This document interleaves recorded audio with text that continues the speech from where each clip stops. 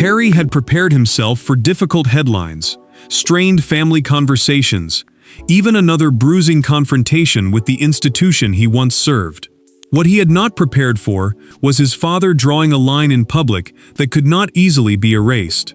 With one royal decision, King Charles transformed a long-running dispute over protection into something painfully personal.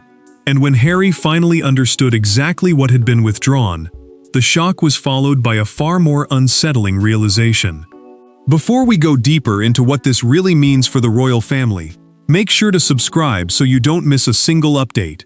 Harry stared at the wording again. He had already read it once, then twice, but the meaning refused to soften. The king had publicly rescinded his permanent royal travel security arrangement, ending the standing framework that once provided a predictable layer of protection during qualifying royal travel. Permanent royal travel security, in plain terms, meant an ongoing protection status that did not have to be rebuilt from scratch before every journey. Now that certainty was gone, replaced by case-by-case approval. The change cut deeper because it did not mean Harry could never receive protection again. It meant every future trip connected to Britain could involve another assessment, another request, another decision made beyond his control. He stopped midway through a conversation, asked for the statement to be repeated, and then questioned whether someone had misunderstood the language. No one had. Charles knew the wording would be painful. He had reviewed competing recommendations from security advisors and senior household officials before approving the final version himself. That detail reached Harry through a documented palace briefing circulated after the announcement, and it destroyed the one explanation he still wanted to believe, that this was merely bureaucracy moving without his father's direct hand. The monarch had seen the language. He had weighed it, he had allowed it to stand. Harry felt the humiliation before the anger fully arrived. His father had not simply changed an administrative arrangement, he had done it publicly, separating paternal concern from royal authority where everyone could see the divide. To the Duke, the message felt brutally clear. Being the king's son no longer guaranteed the protections once tied to royal life. The silence after that realization mattered more than any outburst. Harry did not ask whether the decision could be reversed. He asked one question instead: why now? That question would pull the story beyond guards, vehicles, and official language. To understand why those few words hit with such force, the story has to move into everything Charles and his younger son had already lost long before this decision was made. Between duty and blood. Long before security became the battlefield, trust had already been fractured. Harry had walked away from royal duty, believing distance might give his family room to breathe. Charles had inherited a throne while still carrying the burden of a relationship that never truly recovered. Now those two histories collide. Behind the language of risk assessments and royal protocol stands something far more human. A father who believes boundaries are necessary, and a son who hears rejection. Harry had learned what life outside the working monarchy meant. He remained the king's son, but he no longer held the same official role that once connected his movements to the royal system.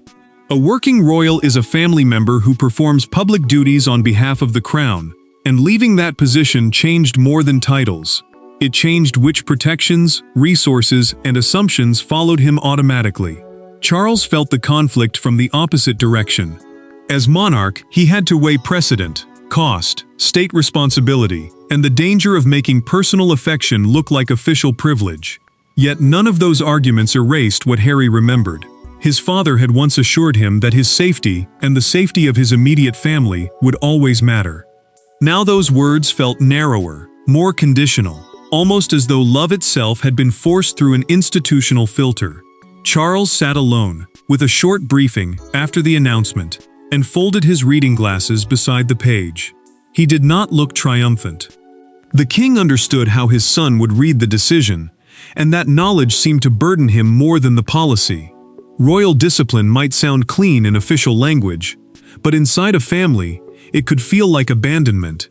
William had become part of that atmosphere without becoming the author of the decision. The prince believed royal privileges had to remain tied to royal responsibilities. and he had expressed that view during family discussions, summarized in a documented household account. Harry learned later that his brother's position had shaped the wider mood around the review, even if William had never drafted the policy himself. Harry then discovered something worse. The question of his status had not been settled at all. It had been revisited repeatedly in closed meetings, long before the public announcement made the change visible. What he had treated as a fixed arrangement had been quietly examined, challenged, and narrowed behind doors he could not enter. That discovery completely changed the question from what happened to what triggered it. One incident pushed Charles from hesitation into action. The announcement may have arrived suddenly for Harry, but inside the royal household, the countdown had begun weeks earlier with one deeply uncomfortable encounter. Every royal crisis has a moment that looks insignificant until history circles back to it. In this story, that moment came during a private disagreement surrounding Harry's planned arrival for a short British visit. What began as a dispute over routes, personnel, and advance notice became something far more consequential. By the time Charles was briefed on what had happened, the security question was no longer theoretical. One tense exchange had become the trigger everyone would later identify as the point of no return. Harry had faced complicated travel planning before, but this time the pressure felt different. His previous visits required coordination between his representatives, royal officials, and protection teams, because routes and schedules had to be known early enough for risks to be judged. A protection team simply meant the trained officers responsible for assessing threats and guarding an individual during travel. Without confirmed movements, officials argued, they could not accurately decide what level of security was necessary. Tension sharpened when Harry's representatives insisted that a standing security package be confirmed before his exact airport movement and onward itinerary were finalized. The senior palace liaison refused. In a documented summary of the call later sent to the king, the official stated that open-ended protection would no longer be approved before the complete journey had been reviewed. Harry immediately joined the conversation himself, and his frustration became impossible to hide.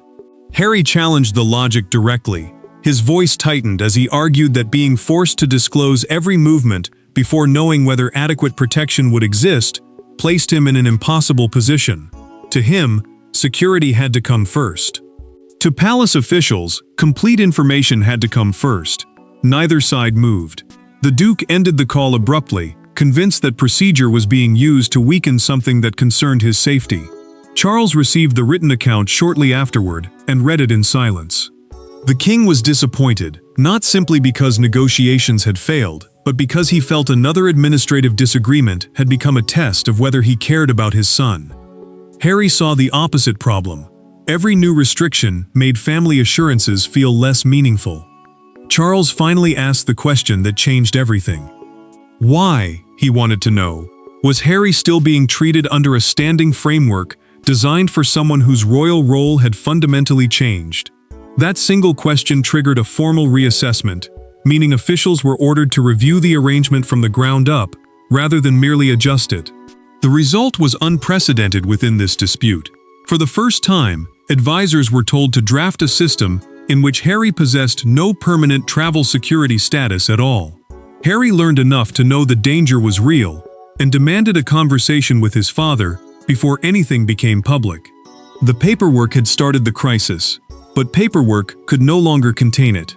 Father and son were about to confront what neither security officials nor palace courtiers could say for them. When Harry finally speaks to Charles, there are no headlines between them, no polished palace phrases, and nowhere for either man to hide. The disagreement becomes raw within minutes. To the king, the issue is responsibility and precedent. To his son, it is safety and trust. Then Harry asks a question that changes the temperature of the entire conversation: whether Charles would make the same decision if the person at risk were William. Harry arrives already convinced the outcome has been decided. He has secured a private face-to-face meeting only after learning the review has reached its final stage. And that timing matters, because every recommendation is already on the table. Charles enters without a thick briefing pack. He has read the papers, absorbed the arguments, and knows the decision he intends to defend. A final stage review, in plain terms, means the options have been narrowed, and only the last choice remains. Harry leans forward. "Do you understand what you're asking me to risk?" The question hangs between them. Charles stays seated, pauses, and answers that security cannot be separated from circumstances, royal role, or professional assessment. To the king, protection must follow evidence and responsibility. To Harry, that answer sounds cold, because the danger he fears is personal, not theoretical. Harry brings Meghan and the children into the argument. He makes clear that he is not talking about comfort, status, or convenience. He is talking about whether his family can travel without feeling exposed. Charles stiffens when the conversation shifts toward whether he cares about his grandchildren. The monarch insists that concern for them is not the same thing as granting a permanent institutional guarantee. Harry presses harder. Would William ever be placed in the same position? Charles answers that the future king carries a different constitutional role, meaning he has formal duties tied directly to the functioning and continuity of the monarchy. Institutionally, the distinction is clear. Emotionally, it cuts Harry deeply. He hears confirmation that blood no longer places the brothers on equal ground. Charles then discloses, during the private conversation itself, that he already rejected a compromise, preserving a limited permanent protection guarantee. The king chose the stricter case-by-case system because, in his view, keeping automatic protection would preserve an entitlement without the royal function that once justified it. Harry leaves without reconciliation. He believes his father has chosen the institution over him. Yet Charles is not acting alone. Behind the king stands a network of advisors, assessments, and precedent, and their influence is about to reveal why even a monarch cannot treat royal protection as a purely family matter. And that realization makes the next layer of the crisis unavoidable. Royal power often appears absolute from the outside. Inside the palace, it is rarely that simple. Charles can speak as a father, but every decision carrying the crown's authority passes through layers of responsibility, precedent, and consequence.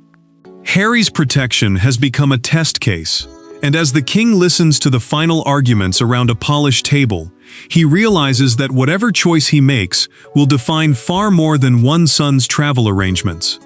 Charles hears the concern repeated in different ways, but the meaning is the same. Permanent protection does not affect only one journey. It creates an expectation that can follow every future journey as well. Officials warn that keeping an automatic framework for Harry could set a precedent, meaning a past decision that later shapes how similar cases are handled. If personal royal connection begins to outweigh active public duty, the boundaries around royal privilege become harder to defend. The distinction becomes sharper as the discussion continues.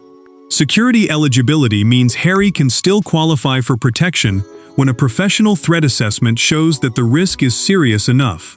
Security entitlement means protection is guaranteed in advance because of status alone. The palace is prepared to preserve the first. It is no longer prepared to preserve the second. Charles sets his pen down and rubs his forehead. He asks everyone to stop speaking while he rereads the recommendation alone. The silence carries its own pressure. The king knows the public will not separate policy from family as neatly as the briefing does, and when he is reminded that removing the permanent arrangement will look like a judgment on his son, he answers quietly that preserving it for sentimental reasons would also be a misuse of his position. William later speaks to his father in private. The prince agrees that consistency matters, but he urges Charles to avoid language that sounds punitive. Harry, he warns, will not hear administrative reform. He will hear exile. The future king understands that one sentence can carry more emotional weight than an entire security review. Charles takes that warning seriously. He personally changes the final wording, so it states clearly that protection can still be provided when circumstances justify it. That choice reveals the line he is trying to draw. Harry is not being left without protection, but the automatic guarantee is ending. The decision is then scheduled for announcement before one final challenge can reopen the debate. Charles believes further delay will only pull everyone back into a decision he now considers settled. The palace sees a carefully calibrated policy.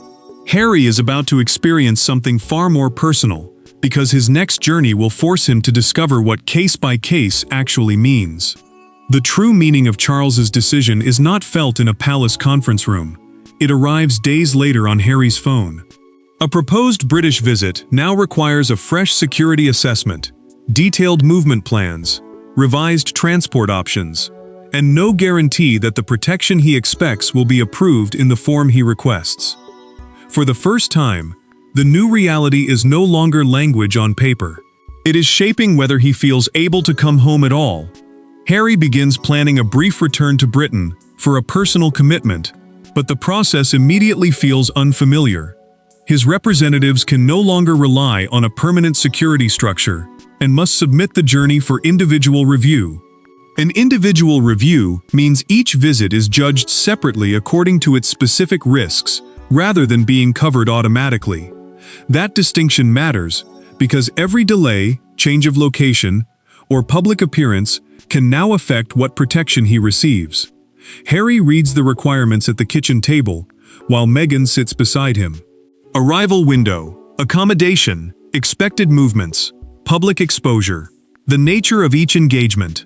The Duke scrolls through the list once, then again, before pushing the phone away. He says the process makes every return feel as though he has to prove why his safety matters before anyone agrees to protect him. Meghan hears the anger immediately, but she refuses to let frustration make the decision for them. She tells Harry that canceling the visit in that moment could allow the entire dispute to be framed as a battle over privilege instead of genuine concern.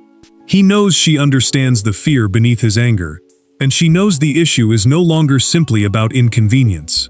It is about whether Britain can still feel like home when every return begins with negotiation. Harry eventually receives the recommendation through his representatives. Protection will be provided for the highest risk portion of the journey, but it will not automatically extend to every private movement he requested. For the first time, the case-by-case system becomes painfully real. The security assessment, the professional judgment used to decide how serious a threat may be, has now determined where the royal protection begins and where it ends. Harry then learns something that cuts deeper. Charles had been informed of the recommendation and chose not to intervene. The king did not expand the arrangement, even knowing his son would be dissatisfied. That decision confirms the new framework is not symbolic. The monarch intends to follow it. Harry considers canceling the trip entirely. Then William sends a private message. The security decision has pushed Harry farther from his father. But in the space created by that rupture, his brother makes a move that changes the emotional direction of the crisis. There are no officials in the room when William and Harry finally sit down. No security advisors, no private secretaries, no carefully drafted language. For perhaps the first time in this crisis, the argument is reduced to two brothers and the family history sitting between them. Harry expects another defense of the crown. Instead, William gives him something more difficult to dismiss, an admission that the decision is painful, that Charles knows it is painful, and that neither pain nor love automatically makes the policy wrong. William requested the private meeting after learning his brother might abandon the planned visit altogether. The prince believed the dispute had become so emotional that every institutional explanation sounded hostile before Harry even heard it. A private secretary, in plain terms, is a senior aide who helps manage a royal's official work and communications. Harry agreed to meet only if no aides attended, removing the buffer that had shaped so many of their previous conversations. William closes the door himself. He tells Harry he is not there to persuade him to like the decision. The Duke answers that liking it is irrelevant. What matters is understanding why the change feels like another layer of family being taken away. For several seconds, neither brother speaks. Then the future king admits that their father's public role has repeatedly distorted private relationships, turning family disagreements into questions of duty, precedent, and national responsibility. Harry listens, guarded but no longer dismissive. William tells him that Charles agonized over the decision rather than treating it casually, and he explains this through the private conversation itself, not through palace messaging. The prince then reveals something Harry did not expect. He had urged the king to preserve explicit wording that security would still be provided whenever professional assessments identified a serious threat. That detail forces the Duke to reconsider his belief that his brother wanted him pushed completely outside the system. For Harry, that distinction matters because a threat assessment is a judgment of danger, not a favor granted by family affection or withdrawn in anger. William finally says the sentence that changes the room. The guarantee changed. Your safety didn't stop mattering. Harry does not forgive the process, and he does not suddenly accept the decision. But he begins separating the loss of automatic status from the darker belief that his family wants him exposed. The brothers part without an embrace. Still, Harry chooses not to cancel the journey. That choice carries the crisis beyond private rooms and royal paperwork. Once he arrives in Britain, the argument belongs to the country as much as the family, and the public will begin deciding what Charles's action truly means. By the time Harry returns, the debate has escaped royal walls completely. Some see Charles's decision as overdue discipline. Others see a father publicly withdrawing certainty from his own son. Then one photograph captures the entire argument better than any commentator can. Harry steps from a vehicle outside St. Paul's, protected for the official movement, but visibly separated from the permanent royal security apparatus that once surrounded his life. Overnight, that image becomes the symbol of the rupture. Harry knows the argument has become larger than him. One side insists royal protection should follow active public duty, because permanent security is tied to responsibility, cost, and official service. The other argues that his public profile creates serious risks whether he is working for the crown or not. A professional threat assessment means a formal judgment of how serious a security risk is at a particular time and place. Palace communication stresses that protection has not vanished.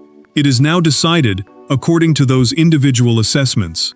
The public moment arrives the next morning. A major newspaper places Harry's arrival photograph across its front page, beneath the headline, "Protected, but no longer guaranteed."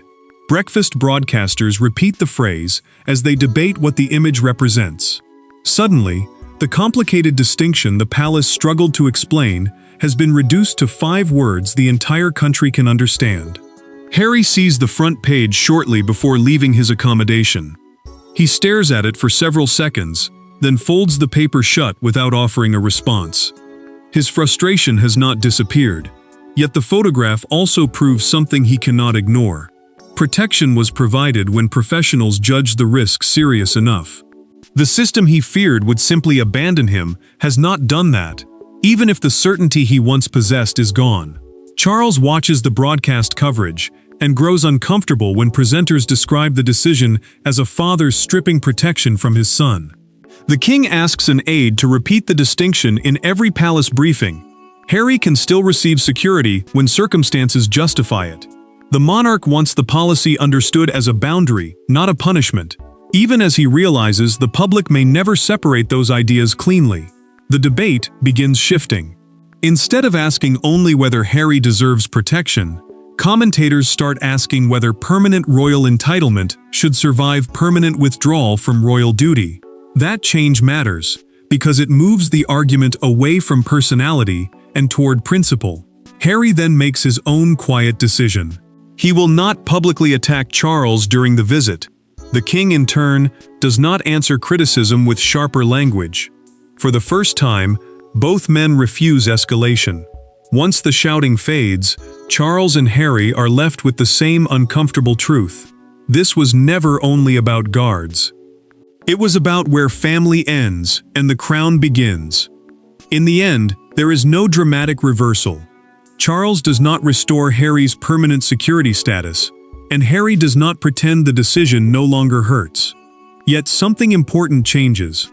The anger that began with a public announcement gradually gives way to a harder understanding. The crown has drawn a boundary between family membership and royal function, and for the king's younger son, that distinction now carries a permanent emotional price. What was lost cannot simply be restored by another palace statement. Harry understands that the final arrangement is no longer temporary. He has no automatic permanent royal travel security guarantee, but professionally assessed protection can still be provided when circumstances justify it. A permanent guarantee means protection promised because of continuing official status, while assessed protection depends on the actual risk surrounding a particular journey. That difference matters because the Duke remains the king's son personally, even as he stands outside the working structure of the monarchy institutionally. Harry meets Charles privately before leaving Britain. He tells his father that the public handling of the decision still feels unnecessary, and that losing certainty will change how he plans every future visit. The Duke does not soften the emotional cost. He wants the king to understand that every journey home may now begin with the question of whether protection will be approved, rather than the comfort of knowing it already exists. Charles listens without trying to defend every detail. He tells Harry that he cannot promise him the machinery of royal office forever, but being outside that machinery does not make him less his son. The king leaves the words there. Harry says nothing immediately. Then, after a long pause, he nods. It is not forgiveness, but it is recognition. Harry finally accepts the distinction he resisted from the beginning. Charles did not order his security to disappear. The monarch removed a permanent entitlement tied to a royal function his son no longer performs. That understanding does not erase the hurt, but it changes what the decision means. Charles accepts his own painful truth. Rules can protect the monarchy from inconsistency, yet rules cannot protect families from being wounded by them.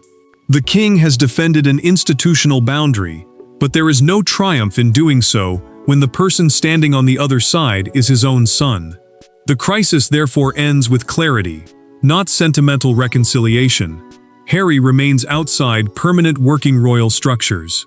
Charles refuses to bend those structures because of blood alone, yet neither man treats that boundary as the end of their family bond. The crown kept its boundary. Harry kept his place as a son. Love survived, but entitlement did not. Thanks for watching. Please don't forget to like and subscribe, and we will see you in next one.